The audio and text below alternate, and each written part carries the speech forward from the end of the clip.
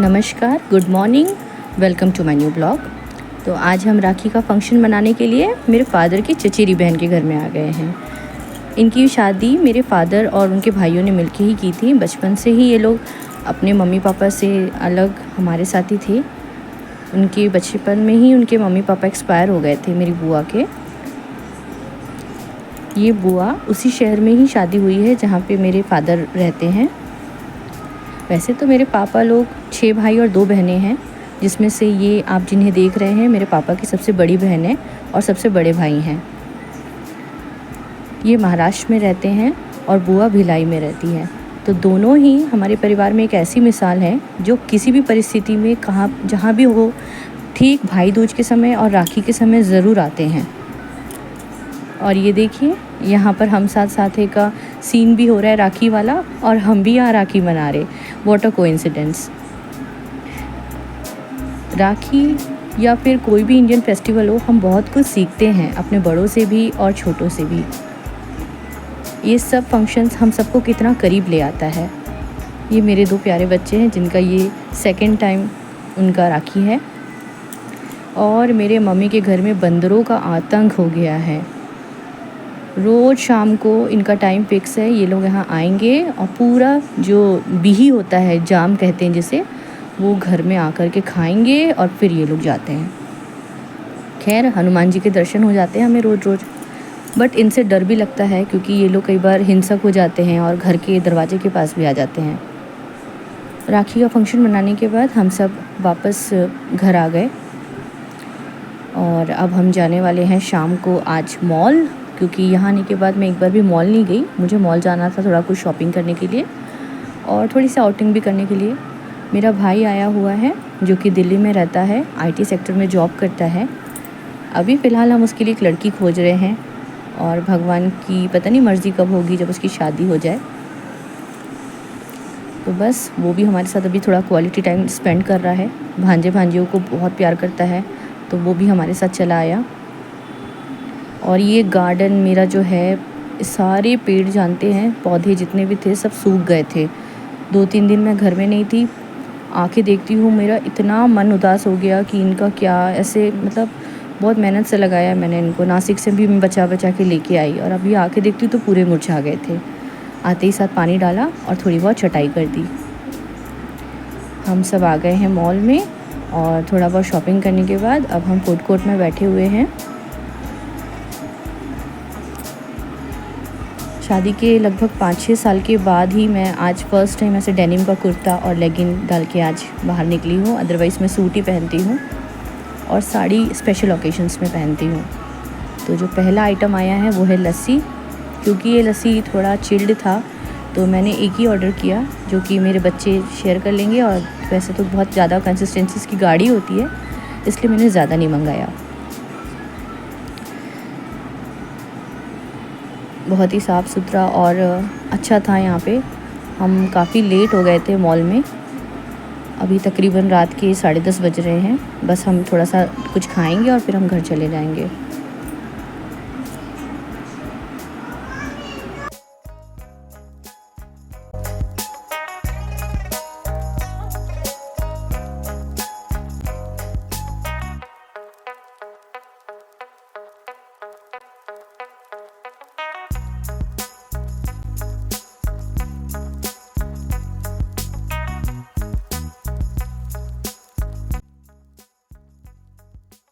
लीजिए, खाना भी आ गया। मैंने सिर्फ स्टार्टर ऑर्डर किया है और ये है पनीर टिक्का और साथ में मैंने मंगाया है सोया चाप। और इसके बाद हम मंगाएंगे पापड़ी चाट। यही सब खाकर ही इतना पेट भर जाता है ना कि फिर मेन कोर्स खाने का मन नहीं करता।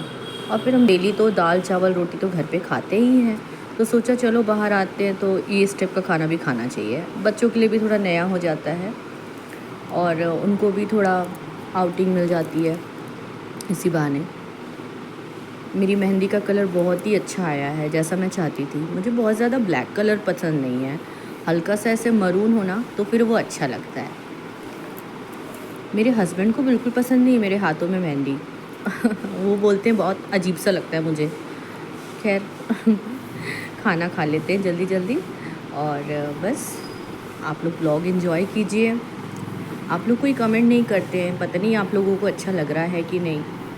कुछ अच्छा लगे तो ज़रूर बताइएगा, और कुछ नेगेटिव लगे तो वो भी बताइएगा, ताकि मैं अपने ब्लॉग में सुधार कर सकूं और आपके लिए अच्छे अच्छे ब्लॉग्स दे सकूं। यहाँ मैं सबके खाने के तरीके को ब्लॉग कर रही हूँ। मुझे अच्छा लगा, मेरे हस्बैंड ने बहुत ही अच्छे से नाइफ़ और यहाँ पे फोक का इस्तेमाल करके उन्होंने खा लिया, और ये देखकर मैं आश्चर्य थी कि वो ये बहुत अच्छे से खा लेते हैं इस तरीके से। देखिए यहाँ पे हमारा पापड़ी चाट भी आ गया।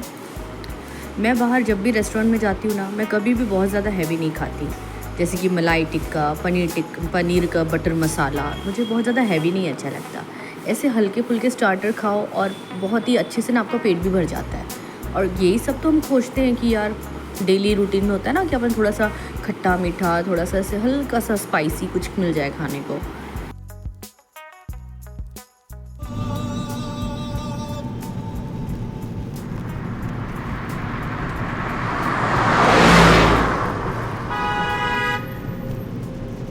अगले दिन सुबह हम सब निकल पड़े हैं थोड़ा सा कार में राइड लेने के लिए।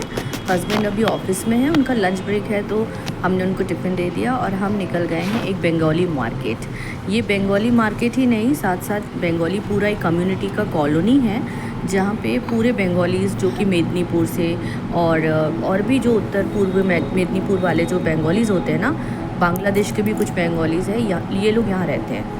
और इनका अपना छोटा सा ही कम्युनिटी है, उन्होंने अपना खुद का मंदिर बनाया हुआ है, साथ में दुर्गा माँ, काली माँ का, और उनका खुद का बंगाली मार्केट है, प्लस सारे लोग वहाँ पे बंगाली हैं।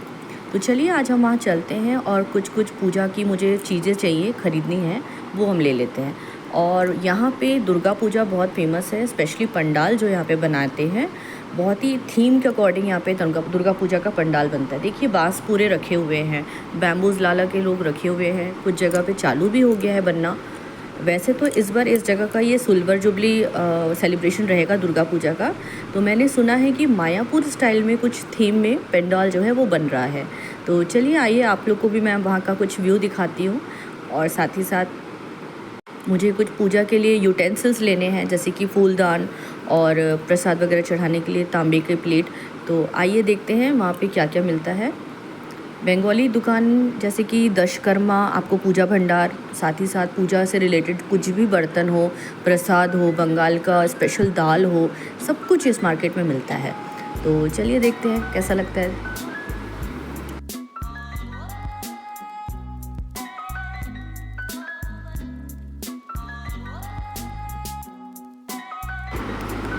आ गए हम मेन मार्केट में।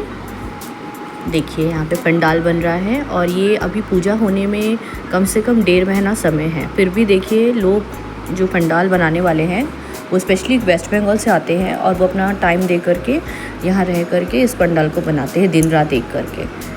तो ये यहाँ का मेन मार्केट है, कुछ ऐसा दिखता है। और यहाँ पे सारे लोग बंगाली हैं, लगभग सारे लोग। तो सभी मिल करके इस पूजा अनुष्ठान को ये लोग करेंगे, और हम सब दर्शकगण आके यहाँ पे अच्छे से एंजॉय करने वाले हैं। 4 दिन, षष्ठी, सप्तमी, अष्टमी, नवमी और दशमी। 4 दिन इसलिए बोला क्योंकि नवमी तक की पूजा होती है, और दशमी के दिन हम ठाकुर को बोरण करते हैं और सिंदूर खिला करके ठाकुर को विदाई देते हैं। ये यहाँ का प्राचीन मंदिर है, जो कि मेरे फादर के टाइम से यहाँ पे, फादर जब क्लास स्टूडेंट रहे होंगे स्कूल के, तब से है ये मंदिर। और ये जो काली माँ है इस मंदिर के अंदर, वो भी बहुत ही प्राचीन है। तो यहाँ पे सारे दशकर्मा भंडार, साथ ही साथ यूटेंसिल्स के, जो भी पूजा यूटेंसिल है बंगाली लोग के घर में, और जो भी हम लोग के पास हम यूटेंसिल हम रखते हैं, वो सब की दुकान यहाँ पे है। ये एक शिव मंदिर है, और अनफॉर्चुनेटली मंदिर के दरवाजे बंद हो चुके हैं क्योंकि 12 बज रहे थे, तो हम दर्शन नहीं कर पाए। ये मंदिर का प्रांगण है, और ये स्टेज है जहाँ पे दुर्गा माँ और जो बाकी के भगवान हैं उन सबको यहाँ रखा जाएगा दर्शन के लिए। ये काली माँ का मंदिर है। काली माँ का मंदिर जो है वो बहुत ही ज़्यादा रियल लग रहा था, उनकी प्रतिमा। मैं एकदम से वीडियो देख रही थी या उनको जब देख रही थी, तो मुझे लग रहा था बिल्कुल मुझे स्पष्ट देख रही है वो। तो वीडियो के माध्यम से मैं आप सबको भी उनके दर्शन करा देती हूँ। काश की दरवाज़ा थोड़ा खुला होता तो हम मंदिर के अंदर भी जा कर के उनको अच्छे से देख पाते। मंदिर का प्रांगण बहुत ही शांत था, और इस समय ऐसा लग रहा था कि बस हम बैठे रहें और भगवान की मूर्ति को ध्यान में रखकर थोड़ा सा मेडिटेट मैं यहाँ कर लूँ। इतनी अच्छी हवा चल रही थी, बट क्योंकि बच्चे हैं साथ में और बिज़ी शेड्यूल है तो वापस जाना पड़ेगा। तो ये सामने पंडाल बनेगा और पीछे माता की प्रतिमा रखी जाएगी और इस जगह पे आपका जो भी कार्यक्रम है वो सब यहाँ पे होगा। पंडाल के अंदर से एंट्री होते हुए हम इस मंदिर में आएंगे और बगल में ही एक और सनातन धर्म का जितने भी भगवान हैं उन सब का भी एक मंदिर बनाया गया है। केवल काली माँ का ही नहीं है और शिव जी का ही नहीं है, यहाँ पे सारे भगवान का भी एक मंदिर बनाया गया है। तो मंदिर का इंटीरियर कुछ इस तरीके का है, जिसका मैं वीडियो थोड़ा सा आप लोग के साथ शेयर कर रही हूँ बना के। I hope you like it.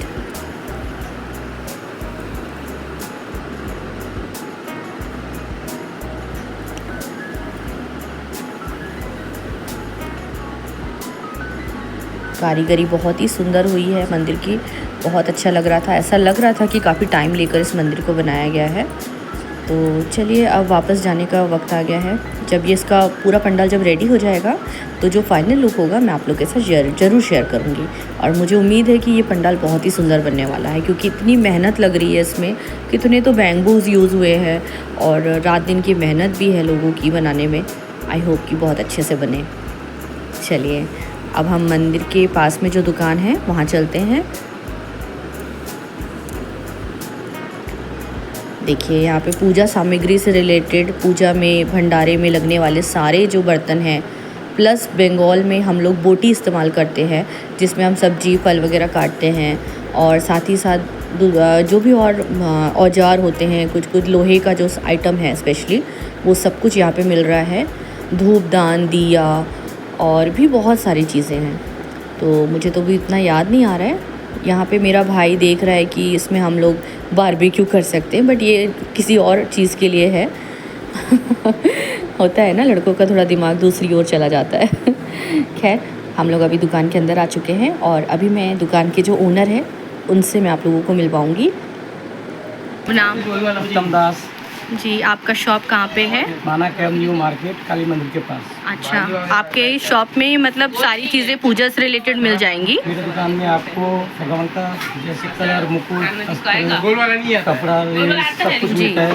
फिर कासा की कलकत्ता बेंगोली आइटम, कासा का थाली दर्दी, सब बर्तन सब कुछ मिलता है। ओके। कलकत्ता का खाने वाला चीज़ भी आइटम मिलता है। सोना मूंग दाल, ये सोना मूंग है, मटर दाल है, सोना मूंग है, सोना मसूर है, गोविंदभोग चावल है, कलकत्ता का चनाचूर है, और उसके बाद कलकत्ता का काशुंदी। हाँ, ये दिनल का ताल मिश्री है। फिर आपका झरना घी है।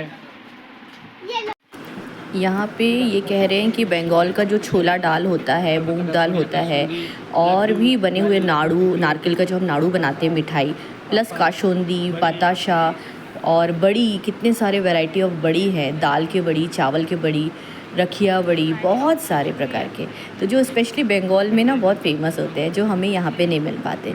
तो वो बता रहे हैं कि ये सारी चीज़ें मेरी दुकान में उपलब्ध है। तो इनका जो दुकान है, मैं फिर से एक बार रिपीट कर देना चाहती हूँ, वो है माना कैंप में। आप इनकी दुकान में आ सकते हैं। और यहाँ पे मैं शंख के लिए स्टैंड ले रही हूँ, जो कि मेरी मम्मी ने मुझे बोला था। हमारे पास दक्षिण मुखी शंख है, बहुत ही बड़ा साइज़ का है, तो उनके लिए मैं एक शंख का स्टैंड ले रही हूँ। और वो उससे थोड़ा मीडियम। इसका कीमत मुझे पड़ा था लगभग ये कुछ 200 समथिंग उन्होंने दिया था। और एक स्टील का लोटा मैंने लिया। वो गलती की थी ना मैंने शिव जी के ऊपर पानी डालने की, दूध डालने की तांबे के लोटे में, इसलिए मैंने स्टील का लोटा ले लिया।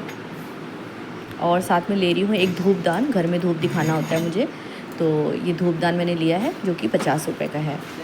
और अब मैं लेने वाली हूँ फूलदान के लिए प्लेट, प्रसाद वगैरह लगाने के लिए। तो ये मुझे पड़ा है वेट के हिसाब से कुछ 1100 रुपीज़ का। चलिए आज का ब्लॉग मैं यहीं एंड करती हूँ। Thanks for watching. If you like please share.